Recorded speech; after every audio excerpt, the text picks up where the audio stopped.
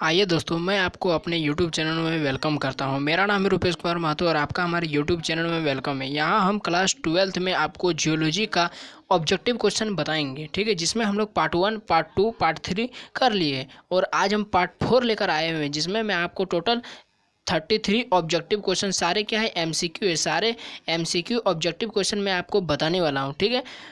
तो ये वीडियो आपको काफ़ी ज़्यादा हेल्पफुल होगा, तो आप वीडियो में कंटिन्यू बने रहिए, ठीक है। तो चलिए हम लोग जानते हैं पहला क्वेश्चन क्या है। पहला क्वेश्चन में आपसे पूछ रहा है कि पृथ्वी के भीतर का वह भाग जहाँ मैग्मा जमा रहती है उसे क्या कहा जाता है। तो इसका आंसर हो जाएगा मैग्मा प्रकोष्ठ, जहाँ पर मैग्मा जमा रहता है, ठीक है। अगला क्वेश्चन में आपसे पूछा जा रहा है कि मैग्मा से बनी चट्टान को क्या कहते हैं। मैग्मा से बनी चट्टान को आंसर में क्या हो जाएगा, आग्नेय चट्टान कहते हैं। अगला क्वेश्चन में आपसे पूछा जा रहा है कि आग्नेय शेल में निचले भाग की अपेक्षा ऊपरी भाग में संध्या डैश होती है या डैश पाई जाती है। तो क्या होगा, आग्नेय शेल में निचले भाग की अपेक्षा ऊपरी भाग में संध्या अधिक पाई जाती है, ठीक है, अधिक पाई जाती है, यहाँ पर अधिक लिखना है, ठीक है। नेक्स्ट क्वेश्चन में आपसे पूछा जा रहा है कि किस सेल का निर्माण ज्वालामुखी क्रिया एवं भूगर्भ में ही मैग्मा के जमने से होता है। आग्नेय शेल का निर्माण ज्वालामुखी क्रिया एवं भूगर्भ में ही मैग्मा के जमने से होता है, ठीक है। अगला क्वेश्चन है, उत्पत्ति क्रिया के आधार पर आग्नेय चट्टानें कितने प्रकार की होती है।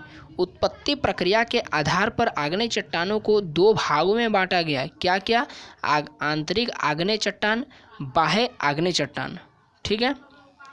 अगला क्वेश्चन में आपसे पूछा जा रहा है, क्या पूछा जा रहा है, आंतरिक आग्नेय चट्टान को कितने वर्गों में फिर बांटा गया है। फिर आग्नेय चट्टान को भी दो भागों में बांटा गया है। क्या क्या, पातालिक पातालीय आंतरिक आग्नेय चट्टान और दूसरा क्या है, मध्यवर्ती आंतरिक आग्नेय चट्टान, ठीक है। अगला क्वेश्चन में आपसे पूछा जा रहा है, पातालीय आग्नेय शेल का एक प्रमुख उदाहरण बताइए। तो पातालिक आग्नेय शेल का एक प्रमुख उदाहरण ग्रेनाइट है, ठीक है। अगला क्वेश्चन में आपसे पूछा जा रहा है, जब ऊपर उठता हुआ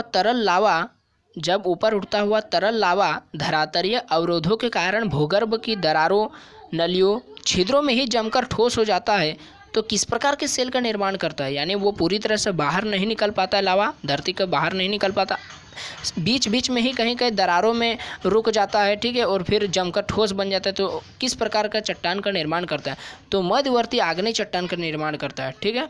आग्नेय चट्टान का निर्माण करता है, लेकिन मध्य में बन रहा है, इसलिए मध्यवर्ती आग्नेय चट्टान का निर्माण कर रहा है। अगला क्वेश्चन में आपसे पूछा जा रहा है, जिसमें आपको ऑप्शन भी दिया गया है कि इनमें से कौन मध्यवर्ती आंतरिक आग्नेय शेल का उदाहरण है। तो इसका आंसर में हो जाएगा, ऑप्शन में पहले आपको पढ़कर बताता हूँ। ऑप्शन में है बेथोलिथ, फैकोलिथ, लोपोलिथ। दूसरा ऑप्शन में है डाइक सील। तीसरा ऑप्शन में ज्वालामुखी ग्रीवा और चौथा ऑप्शन है इनमें से सभी। तो आपका आंसर हो जाएगा इनमें से सभी, ठीक है। ये सभी किसका उदाहरण है, ये सभी मध्यवर्ती आंतरिक आग्नेय शेल का उदाहरण है।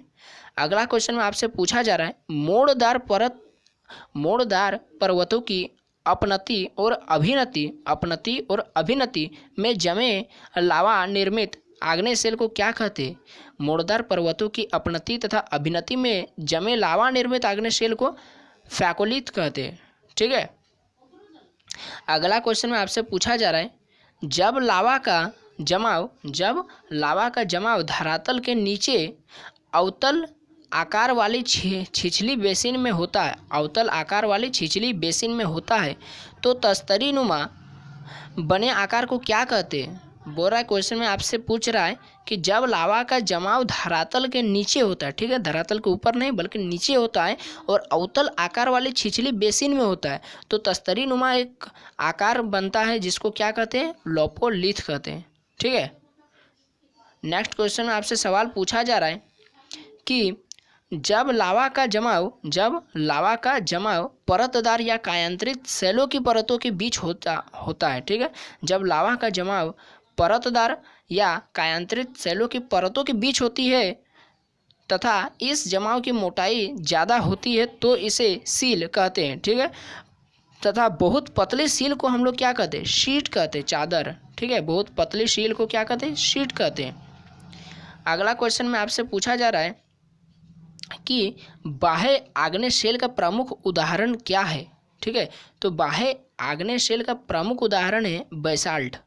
ठीक है, अगला क्वेश्चन में आपसे पूछा जा रहा है, क्या पूछ रहा है अगला क्वेश्चन में कि बाह्य आग्नेय को कितने वर्गों में विभाजित किया गया? बाह्य आग्नेय को 2 भागों में विभाजित किया गया है कि कौन कौन से? विस्फोटक उद्गार से निर्मित आग्नेय तथा शांत उद्गार से निर्मित आग्नेय। ठीक है, अगला क्वेश्चन में आपसे पूछा जा रहा है कि ज्वालामुखी उद्गार के समय चट्टानों के बड़े टुकड़े छोटे भागों, बड़े टुकड़े छोटे भागों तथा बहुत महीन कण क्या कहलाते हैं? ठीक है, सबका नाम लिखना है।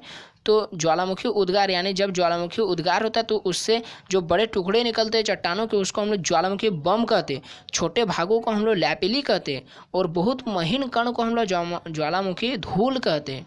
ठीक है, अगला क्वेश्चन में आपसे पूछा जा रहा है, ज्वालामुखी उद्गार के फलस्वरूप जब बारीक पदार्थों का जमाव जल में होता है तो इसे क्या कहते हैं? जब बारीक पदार्थों का जमाव जल में होता है तो इसको हम लोग टफ कहते हैं, टफ।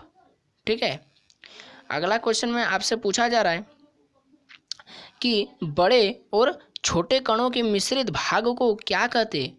तो बड़े और छोटे कणों के मिश्रित भागों को ब्रेसिया यानी कांग्लोमरेट सेल कहते हैं। ठीक है, बड़े तथा छोटे कणों के मिश्रित भाग को ब्रेसिया या फिर कांग्लोमरेट कहते हैं।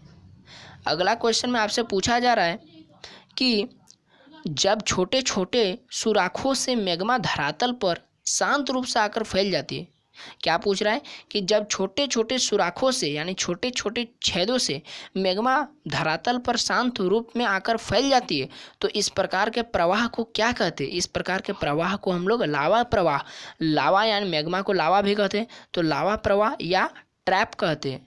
ठीक है, अगला क्वेश्चन में आपसे पूछा जा रहा है कि प्रायद्वीपीय भारत के पश्चिमी भाग में लावा प्रवाह या ट्रैप का एक उत्तम उदाहरण क्या है?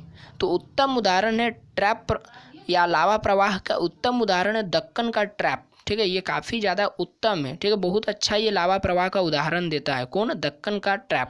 ठीक है, अगला क्वेश्चन में आपसे पूछा जा रहा है कि एसिड या फिर अम्ल प्रधान आग्नेय शेल में सिलिका की मात्रा कितनी होती है? एसिड या अम्ल प्रधान आग्नेय शेल में सिलिका की मात्रा जो होती है ना वो 65 से 85% तक होती है, 65 से 85%। ठीक है, अगला क्वेश्चन में आपसे पूछा जा रहा है कि एसिड या फिर अम्ल प्रधान आग्नेय शेल का औसत घनत्व कितना होता है? देखिए, यदि आपसे घनत्व पूछा जाए तो 2.75 से 2.8 लिखिएगा, और यदि आपसे कितना प्रतिशत सिलिका प्रेजेंट होता है ये पूछा जाए तो 65% से 85%। ठीक है,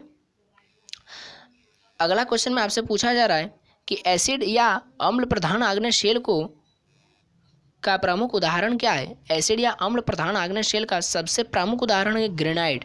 ठीक है, क्योंकि आग्नेय चट्टान है तो आग्नेय चट्टान का प्रमुख उदाहरण ग्रेनाइट होता है।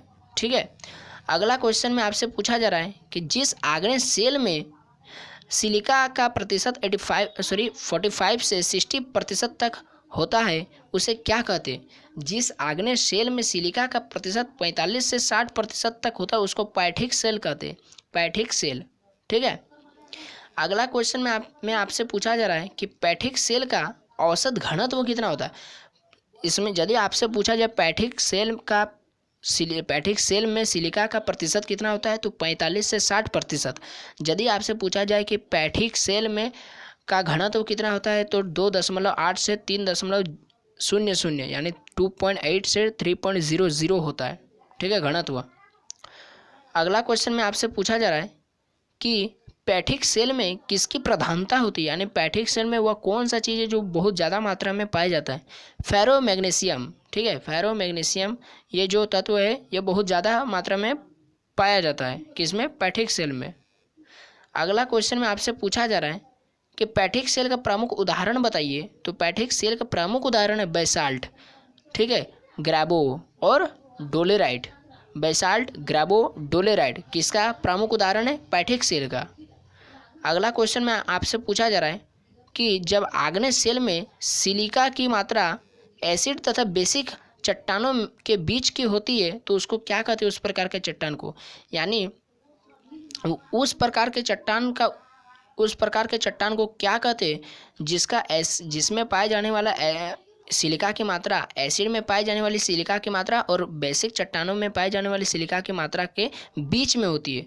तो उसका आंसर क्या हो जाएगा, मध्यवर्ती आग्नेय सेल। मध्यवर्ती आग्नेय सेल, इसका सिलिका का जो मात्रा होता है वो एसिड प्रधान या अम्ल प्रधान आग्नेय सेल और पैठिक सेल के बीच का होता है। ठीक है, अगला क्वेश्चन में आपसे पूछा जा रहा है कि मध्यवर्ती आग्नेय सेल के प्रमुख उदाहरण बताइए। तो मध्यवर्ती आग्नेय सेल का प्रमुख उदाहरण है डोलोराइट और एंडेसाइट। डोलोराइट और एंडेसाइट। अगला क्वेश्चन में आपसे पूछा जा रहा है कि जिस आग्नेय सेल में सिलिका की मात्रा 45% से भी कम होता है और जिसका घनत्व 2.8 से 3.4 होता है तो इन्हें क्या कहते हैं? इनको कहते हैं, देखिए सबसे पहले आप याद रखें कि सिलिका की मात्रा कितना है, 45% से भी कम, और इसका घनत्व कितना है 2.8 से 3.4। तो उस प्रकार के आग्नेय सेल को हम लोग अल्ट्रा बेसिक आग्नेय सेल कहते हैं। ठीक है, अल्ट्रा बेसिक आग्नेय सेल। अगला क्वेश्चन में आपसे पूछा जा रहा है कि अल्ट्रा बेसिक आग्नेय सेल का प्रमुख उदाहरण बताइए। तो अल्ट्रा बेसिक आग्नेय सेल का प्रमुख उदाहरण है पेरिडोटाइट। ठीक है, अल्ट्रा बेसिक आग्नेय सेल का प्रमुख उदाहरण है पेरिडोटाइट। अगला क्वेश्चन में आपसे पूछा जा रहा है कि कणों की बनावट के आधार पर, जितना अभी तक हम लोग पढ़े किसके आधार पर था, उत्पत्ति के आधार पर। ठीक है, आंतरिक आग्नेय सेल था और बाह्य आग्नेय सेल था। अब हम लोग पढ़ रहे कणों की बनावट के आधार पर आग्नेय सेलों को कितने भागों में विभाजित की जा सकती है।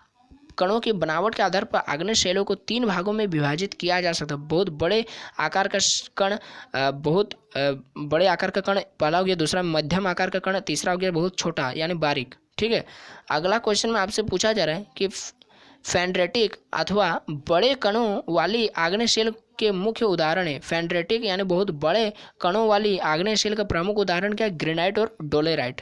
ठीक है, ग्रेनाइट और डोलेराइट। अगला क्वेश्चन में आपसे पूछा जा रहा है कि पैग्मेटिटिक अथवा बहुत बड़े कणों वाली आग्नेय सेल के उदाहरण क्या है। ठीक है, आग्नेय सेल में क्या, सॉरी उदाहरण नहीं पूछ रहे, में क्या पाया जाता है, वह कौन सा खनिज है जो पैग्मेटिक यानी बहुत बड़े कणों वाली आग्नेय सेल में पाया जाता है बहुत ज़्यादा मात्रा में। तो फेल्सपार और क्वार्टेज नामक खनिज जो है ना वो पैग्मेटाइट नामक आग्नेय सेल में बहुत ज़्यादा मात्रा में पाया जाता है। क्या क्या, फेल्सपार और क्वार्टेज। तो यहाँ पर ये टोटल 33 क्वेश्चन आपका कंप्लीट हो जाता है। अगर वीडियो आपको अच्छा लगा तो लाइक कीजिएगा, अपने दोस्तों में शेयर कीजिएगा और चैनल को सब्सक्राइब कीजिएगा यदि आप पहली बार आए हुए हैं। तो यहाँ पर हम क्लास 12 का जियोलॉजी से रिलेटेड टोटल MCQ आपको करा रहे हैं, हर चैप्टर वाइज चैप्टर का, और फिजिक्स, केमिस्ट्री, मैथ, इंग्लिश का भी करा रहे हैं। आप प्लेलिस्ट में जाकर देख सकते हैं। तो हो सके तो आप हमारे चैनल को सब्सक्राइब कर लीजिए और दोस्तों को भी ज़रूर ये वीडियो शेयर कीजिए। तो अभी के लिए इतना ही। जय हिंद, वंदे मातरम।